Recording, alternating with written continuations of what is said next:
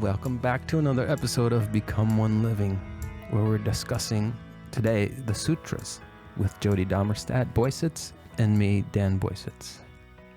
Welcome. In another episode, we talked about the Yoga Sutras, and in some books, there's 196 with Vasana and Krishnamacharya. Some there's 195, which is with Patanjali. The history of yoga philosophy is a little all over the place. So if some of the timelines do not match up, that's okay. It wasn't really kept in good time. Right. And there's scholars these days that will also have these debates and little disagreements as to the exact. So the Yoga Sutras are guidelines and little aphorisms, little short statements on yoga. And it's divided up into one book, 4 padas. Pada means foot, pada means chapter. So there's 4 different segments. And the first segment is about yoga. And the first yoga sutra is Atha Yoga Anushasanam, which Atha means a gift. I'm about to share this gift of yoga with you. And we talked about this on another episode, so feel free to go back and listen to that. What I want to touch on before I move forward is this. The word yoga comes from the word yug, which means to yoke.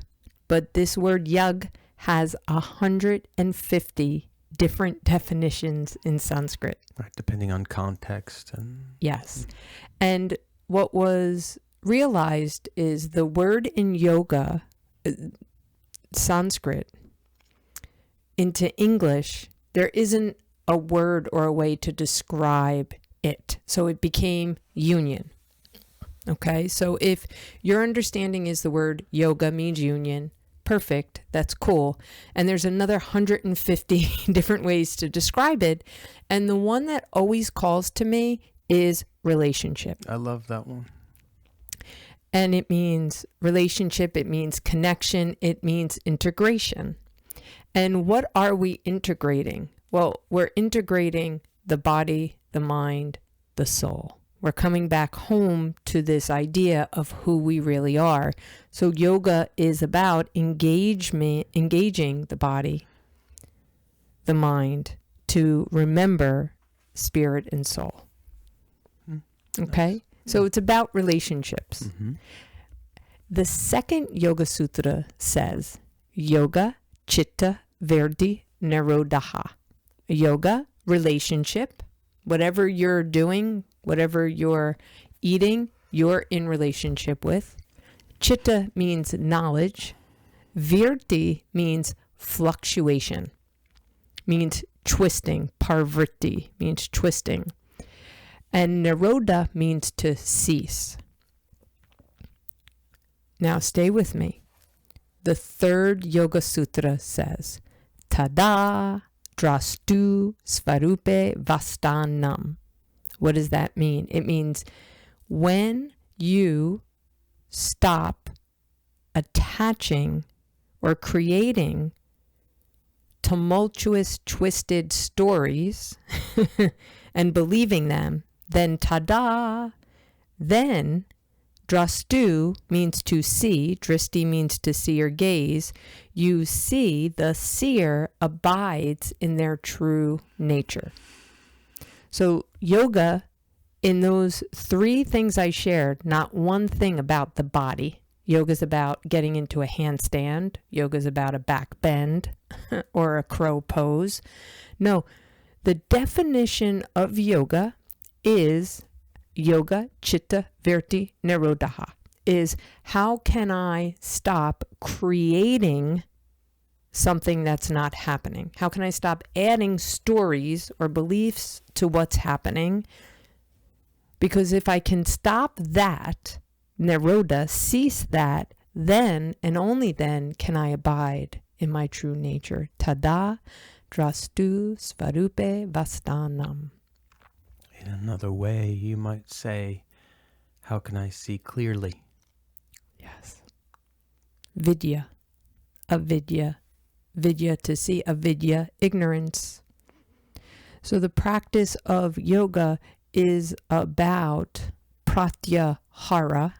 Prata means turning away from or going against, and hara means food.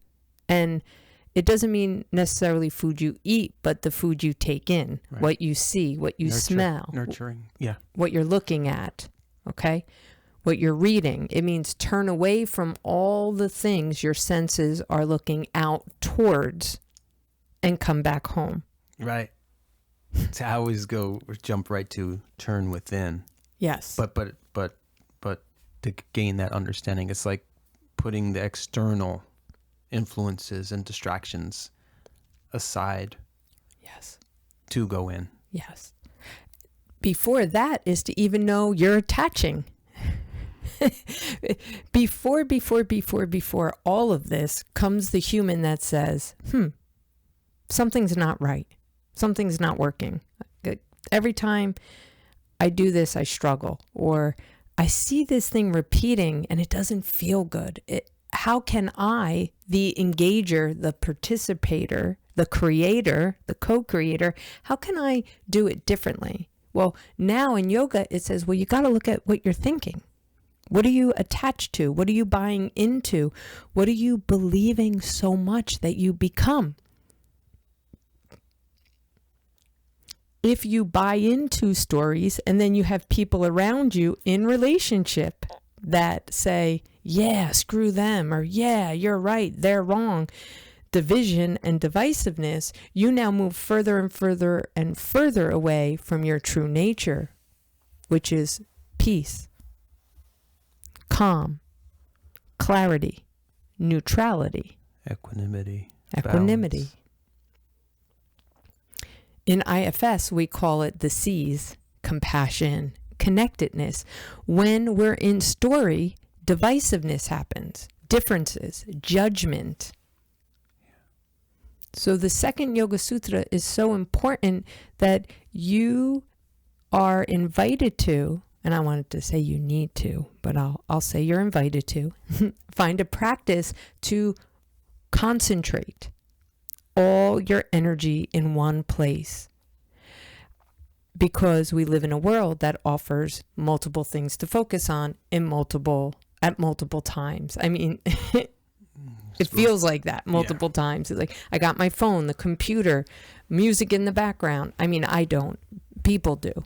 Yeah. All these things happening at once. So until you say, I'm done gossiping, I'm done eating late at night, I'm done drinking coffee, until you realize the things you do that feed your senses, not your soul, not your spirit, but the senses, once you say, I'm done, that's when you start to inquire and learn. The Sutra says, tada means get excited. I always think of like, tada, here it is. Isn't it exciting? Drastu means dristi, to see, the seer. Abides means you sit in this state. You become present in this peace and this void that calls for nothing and needs nothing. It's just there.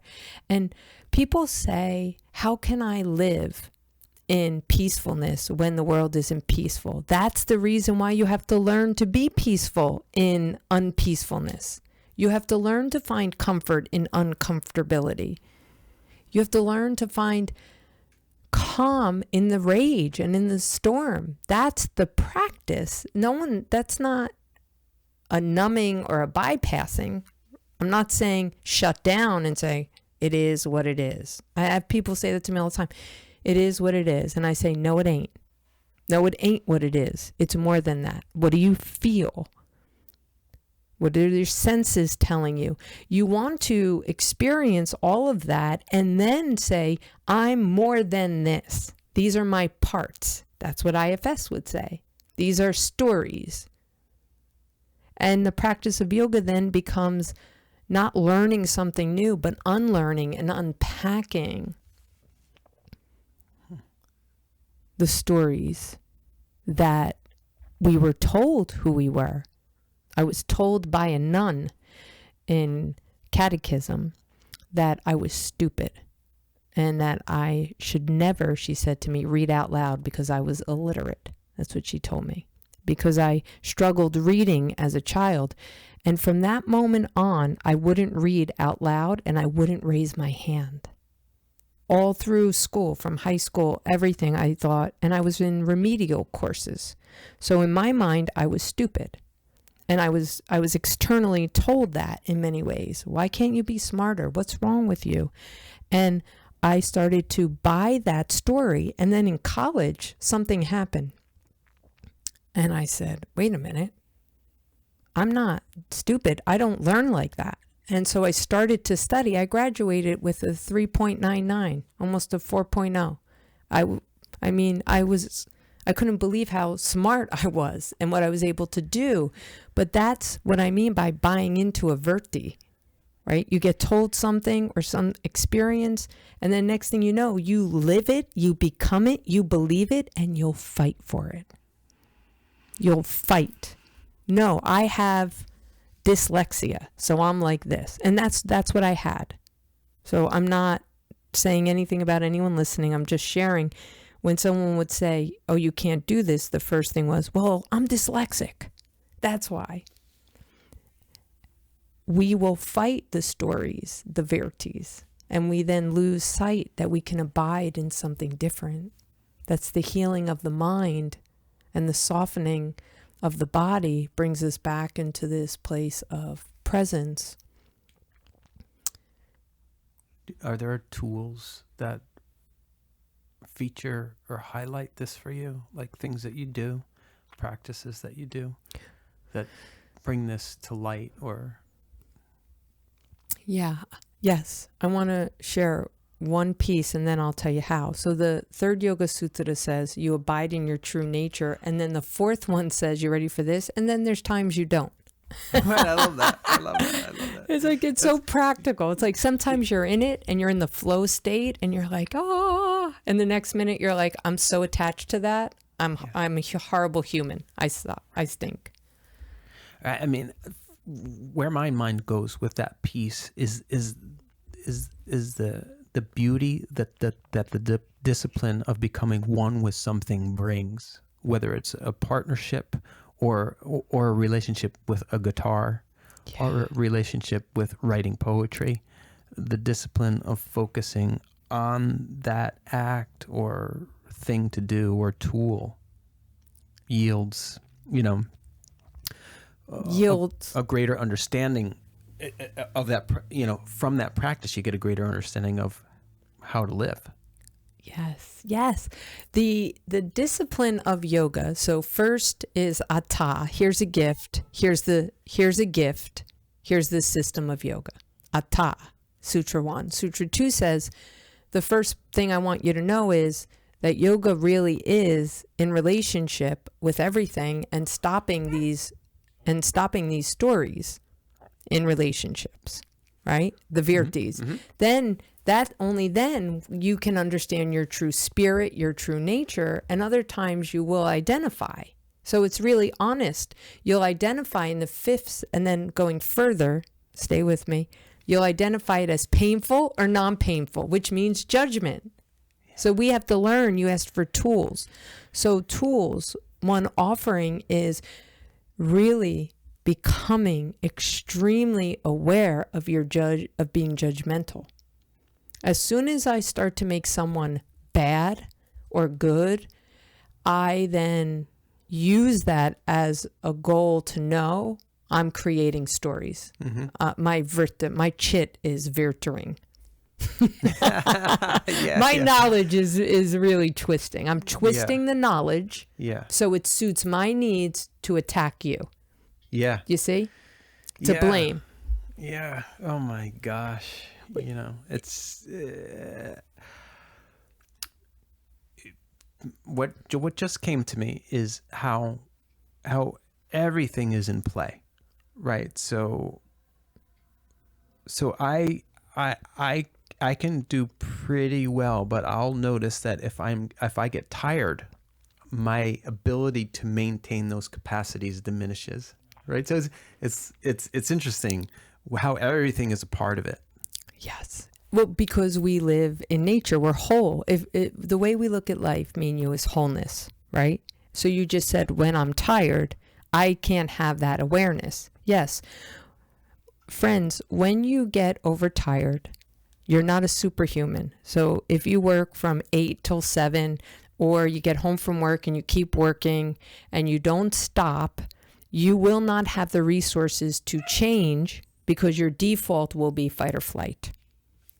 You now have no resources to move to the prefrontal cortex, because the front of the brain is where compassion lies. It's where witnessing lies. I have to plug in. I think it's a piece of that IFS part where it's like they had a rating system or something that you read. There was a couple, and for couples out there or people that you're in a relationship with, it's like they had a rating system where it's like if you come home at 5 o'clock and you have very little resources to interact with your loved one in the capacity of, like, saying, making a decision or getting something done, it's like you got to say, I've got like 3.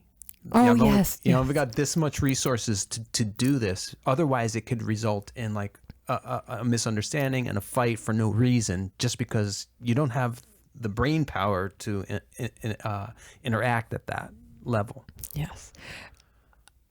I don't know. I'm sure Dan remembers this, because multiple times I'll say to Dan, can you just do me a favor? I'll come with you, but don't talk to me. It would be like a weekend, 30 hours after teaching yoga training. And he'll say, well, you want to come to Whole Foods, the grocery store? And I say, I'll come, but don't talk to me. Because I knew I had no resources and I was cranky and I felt depleted. And I knew if his breathing was off, I would snap. I knew if he farted, if he didn't put his blinker on. And so I also will do that decision-wise, right? When you're like, what do you want to eat? I'll say, I am so tired right now, I can't decide. Don't ask again. Please decide for us. Right. And that I'm totally fine with, because there's 3 places that you can eat at. It's not a big decision. That's true. That's true. But I love what you said. What Dan and I share and what we talk about all the time, and he's taught me this. Dan has been my greatest teacher. We're together 14 years now. Mm-hmm. And he has taught me it's not the smoking gun. Because I used to always want to figure out what was wrong with me. I had physical pain, chronic, mental, emotional, psychological. And I would say, I figured it out. And he'd say, Joe, it's not a smoking gun. It's not what you think it is. And what we're sharing is, even in the Yoga Sutras, oh, I just want to study yoga. I want to study. There's a science behind it. It's a system. And so the tools that you just asked, Dan, is if you're not getting enough sleep, if you're still running and gunning, if you don't listen to your signals, you cannot change, because you won't have the energetic resources to tap into the prefrontal cortex that lives off of high fats. And most people don't change, not because they don't want to, but they don't have the resources, because it takes a lot of energy in the human body and caloric intake to get you from this sugary primal response that's automated, the sympathetic nervous system, all the way up to the prefrontal cortex, which is in the front of the brain. Would you say a spiritual journey in that, and just in what you were talking about, it is a prefrontal endeavor? Yes. Most definitely. It's more evolved, and the more involved discussion occurs in the front of the brain. Curiosity and advanced. Yes. The sutras. Coming back to the Yoga Sutras. Yes. We're pulsing out, and now we're going to come right back in. So reading the Yoga Sutras is not suggested. Doing them.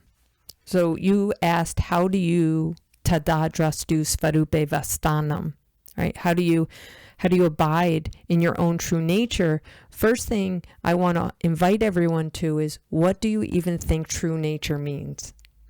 That's what I would start to question before you go starting teaching people, like, you got to know your true self, your true one self. Yeah, but what are the attributes? I don't even know what that means. I mean, and that calls forth a whole bunch of questions in terms of what any one person is in relationship at that point, who they're in relationship with, what they like to do, what they don't like to do, what hurts them, what makes them feel good. There's so many things. Mm-hmm. I always come back to the analogy of a soup, the ingredients of a soup. There's not a pinning the tail on the donkey. There's not an exclusively a chicken broth soup. It's like life is a tapestry of. I agree. And though you have to have clarity if you want to change. So what I'm saying is, there's many ways to get there, absolutely. But if you don't know what true nature means, or self, capital S, means to you, or spirituality means, your brain needs contexting.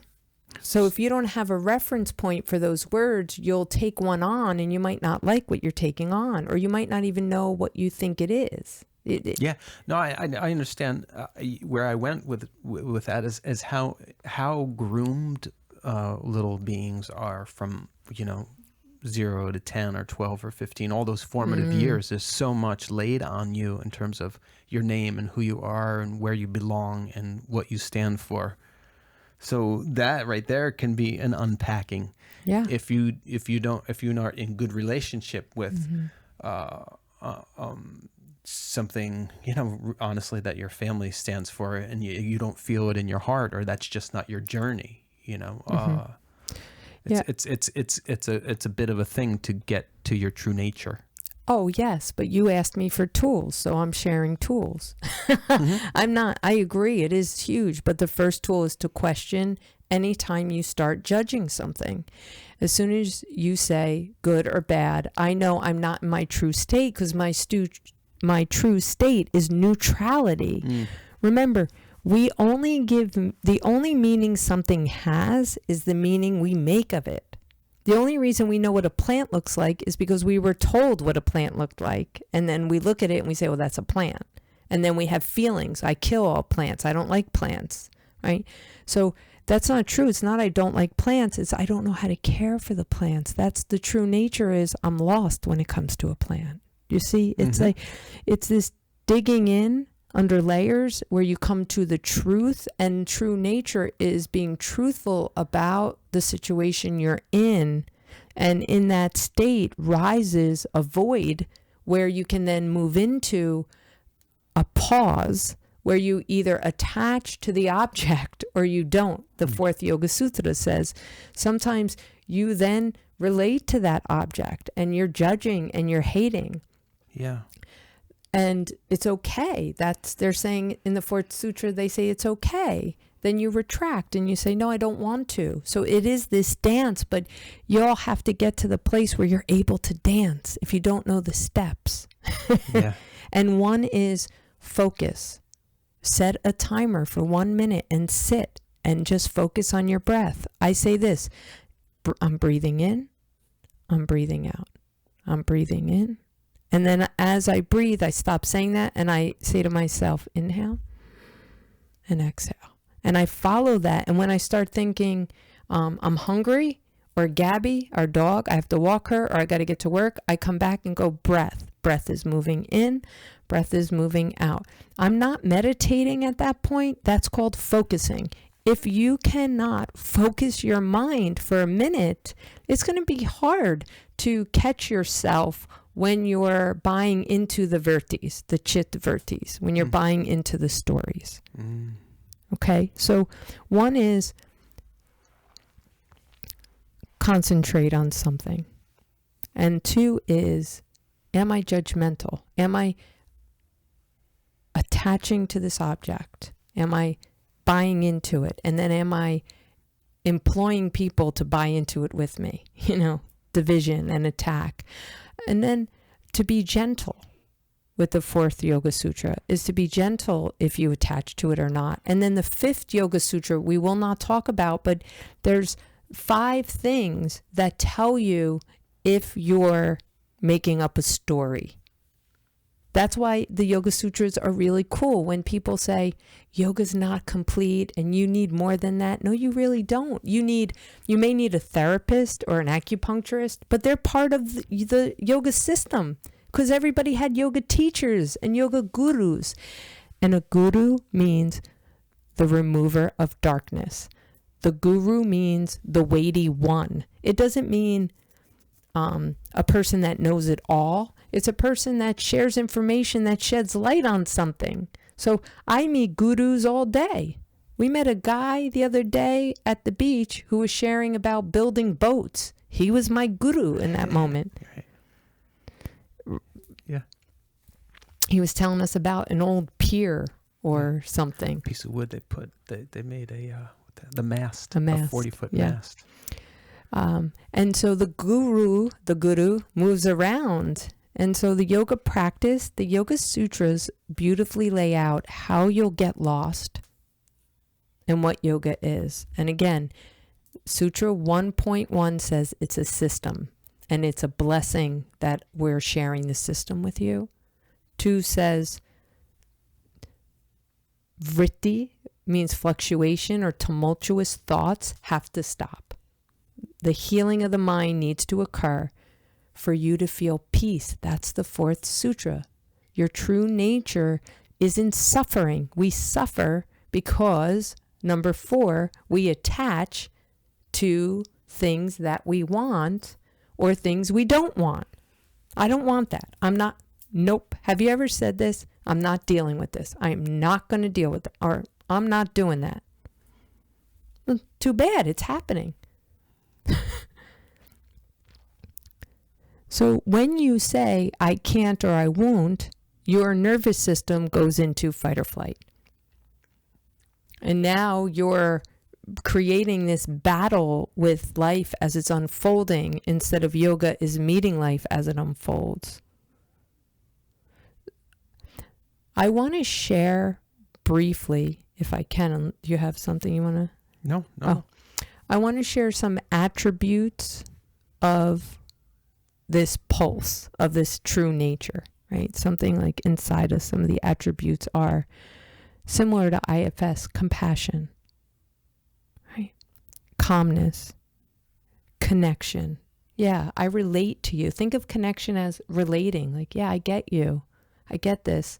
I see why I'm so upset. Calmness, clarity, creativity. When we're stuck in fight or flight or attached, like the Yoga Sutras say, in a story, we're attached to the story or the object, we can't be creative because we're so angry, like at this one thing or this one person, or blame or victimization. So the attributes aren't transcending, is what I want you to hear. These practices don't say you're going to transcend what's happening. You transmute it, you alchemize it, you look at it and you say, oh, look what I'm doing here. Perfect example. I'm not a hot yogi. Okay. I'm not against it. It doesn't work for my body. And I taught it for a couple years. But when I was wanting to quit, I started hating it. I would come home, I hate hot yoga. I don't like it. I hate it. I hate it.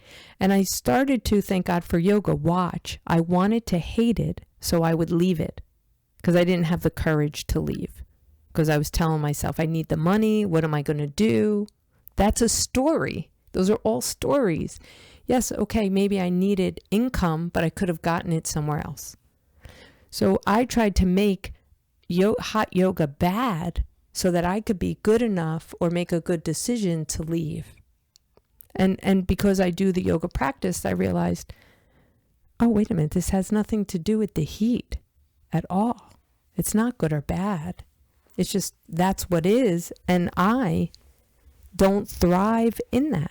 That's not where I thrive. So I'm going to go and see where I thrive.